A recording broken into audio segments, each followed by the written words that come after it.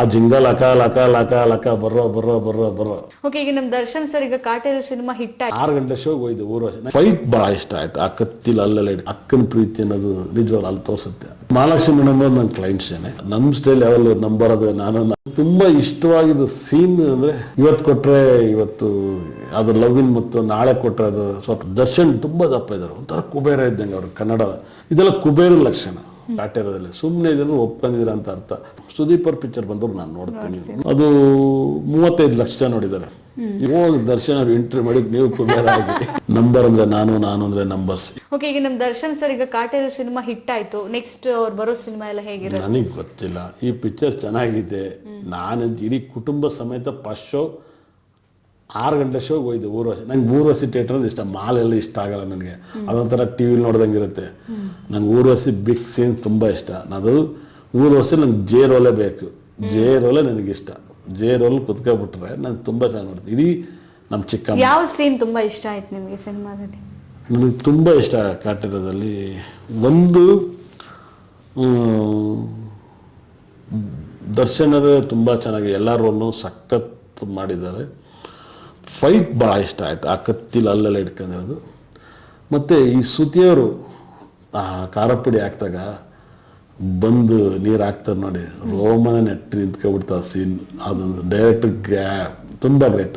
ಮತ್ತು ಇನ್ನೊಂದು ಸೀನ್ ಭಾಳ ಇಷ್ಟ ಆಯ್ತು ಅವ್ರದ್ದು.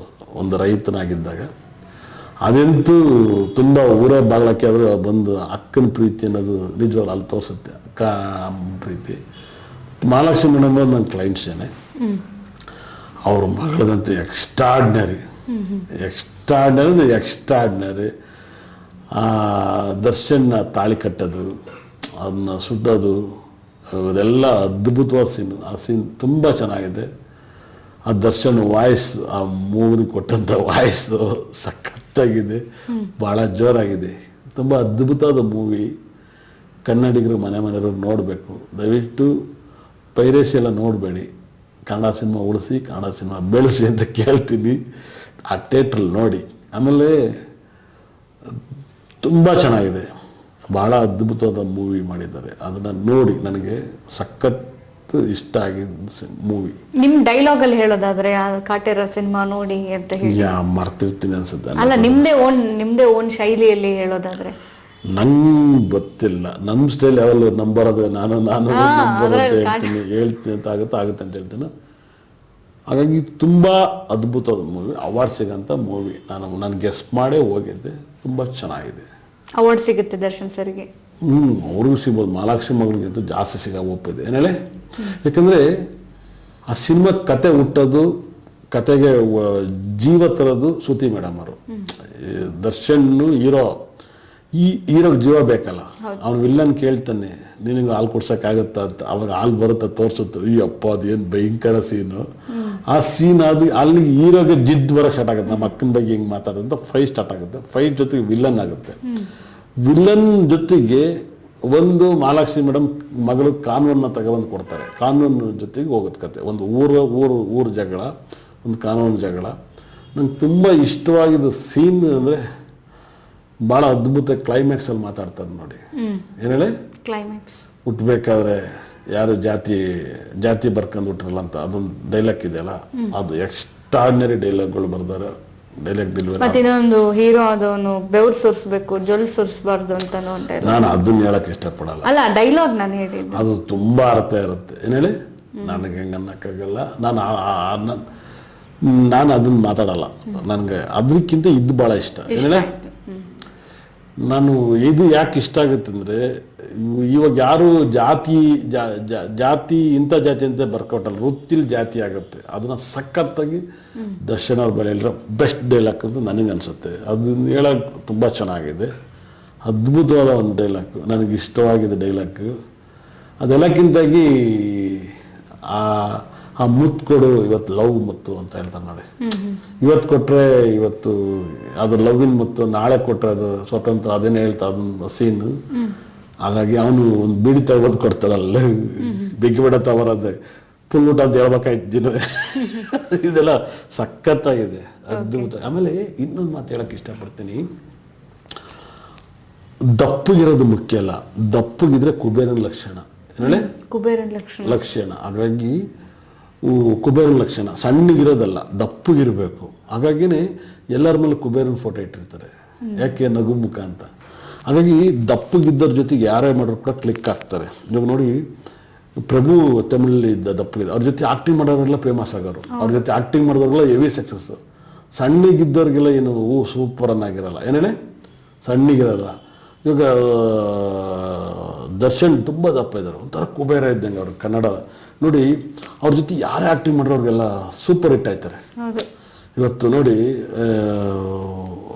ಹರಿಕೃಷ್ಣ ಅವರು ಎಲ್ಲೋ ಸಕ್ಸಸ್ಸು. ಇವಾಗ ರಚಿತಾರಾಮು, ಈ ಥರ ಅವ್ರ ಜೊತೆ ಮಾಡಿದವ್ರಿಗೆಲ್ಲ ಒಂದು ಮಾರ್ಕೆಟು. ಇವಾಗ ಮಂಗ್ಲಿ ಹಾಡು ಹೇಳಿದ್ರು, ಏನು ಹೇಳಿ, ಫಸ್ಟ್ ಸೀನ್ ಒಂದು ಹಾಡು ಹೇಳಿದ್ರು ಆ ಪಿಕ್ಚರಲ್ಲಿ, ಯಾವುದಾದ್ರು ಅದ್ಭುತವಾದ ಹಾಡು ಹೇಳಿದ್ರು, ಇದರಲ್ಲೂ ಹಾಡಿದ್ದಾರೆ. ನೀವು ಮಂಗ್ಲಿಗೆಲ್ಲ ಎಷ್ಟು ಲೈಫ್ ಸಿಗ್ತದೆ ಕನ್ನಡದಲ್ಲಿ.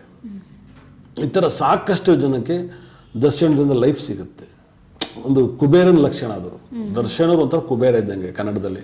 ದಪ್ಪಗಿದ್ದರು ಹೆವಿ ಸಕ್ಸಸ್. ಯಾವಾಗಲೂ ಕೂಡ ದಪ್ಪಗಿರೋದು ಕುಬೇರನ ಲಕ್ಷಣ. ನಿಮ್ಮ ಮನೇಲಿ ನೋಡಿ ಕುಬೇರನ ವಿಗ್ರಹ ಇಟ್ಟಿರುತ್ತೆ, ಸ್ಮೈಲ್ ಕೋಟ. ಹಾಗಾಗಿ ಎಲ್ಲರಿಗೂ ಲೈಫ್. ಇವಾಗ ಮಹಾಲಕ್ಷ್ಮಿ ಮೇಡಮ್ ಅವ್ರಿಗೆ ತುಂಬ ದೊಡ್ಡ ಲೈಫ್, ತುಂಬ ದೊಡ್ಡ ಸಕ್ಸಸ್ ಕನ್ನಡದಲ್ಲಿ. ಅದು ತುಂಬ ದೊಡ್ಡ ಲೈಫು. ಇದೆಲ್ಲ ಕುಬೇರನ ಲಕ್ಷಣ.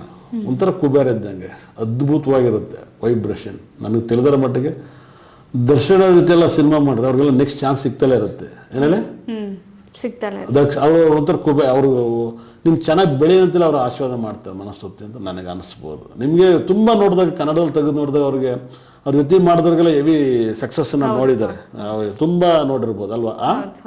ತುಂಬ ತುಂಬ ತುಂಬ ಹೆವಿ ಸಕ್ಸಸ್ಸನ್ನು ನೋಡಿದ್ರೆ ಅದು ಆಗಿದೆ. ಉದಾಹರಣೆ ಕುಬೇರನ ಲಕ್ಷಣ. ಹಾಗಾಗಿ ತುಂಬ ಚೆನ್ನಾಗಿದೆ. ಅದಕ್ಕೇನೆ ಅವ್ರು ಹೈಯೆಸ್ಟು ಕ್ಯಾನ್ವಾಸ್ ಹೋದಾಗೆಲ್ಲ ತುಂಬ ಜನ ಗೆಲ್ತಾರೆ. ತುಂಬ ಜನ ಕ್ಯಾನ್ವಾಸ್ ಮಾಡಿದಾರಲ್ಲ ಗೆಲ್ತಾರೆ. ಕುಬೇರನ ಲಕ್ಷಣ. ಅದೇ ಸಣ್ಣಗಿರೋದು ಬೇರೆ, ದಪ್ಪಗಿರೋದು ಬೇರೆ. ದಪ್ಪಗಿರೋದ್ರ ಬಗ್ಗೆ ನಾನು ಸಾಕಷ್ಟು ಪ್ರೆಡಿಕ್ಷನ್ ಕೊಟ್ಟೆ.